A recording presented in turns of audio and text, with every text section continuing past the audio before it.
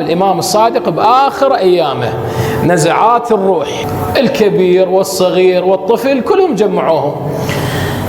قال خاف بيكم واحد مضمون كلامه يقول أنا قرايب الصادق، بنت الصادق، هذا يقول أنا أخو الصادق، وهذا كذا.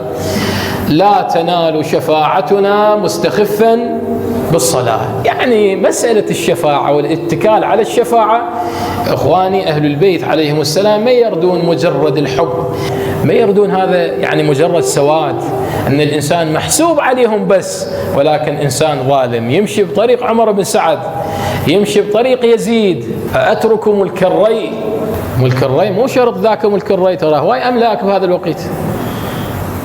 أترك ملك الري والري منيتي، هاي الصفقة أنا لازم أحصل عليها، لازم أحصل على هذه الصفقة. فساد مو فساد كون أنا أسجل نفسي بها، هاي ليش تروح لغيري؟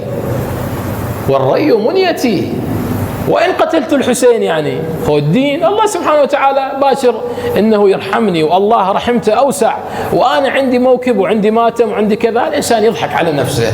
أهل البيت عليهم السلام قال لا ينال شفاعتنا مستخفا بالصلاة. الإنسان الذي يلتزم بواجباته، الإنسان الذي يلتزم بخط أهل البيت هو هذا الإنسان الناجي. أما الإنسان اللي فقط هكذا، هذا الإنسان المدعي اللي يقول أنا فقط لأنه تابع لأهل البيت يكفي. لا، ما يكفي، ما يكفي، بشرطها وشروطها. إنسان يخادع نفسه. هذا المنافق اللي يحضر للمسجد يصلي جماعة، عندما يخرج من الجماعة وين يروح؟ يروح إلى أماكن الفساد، إلى أماكن كذا.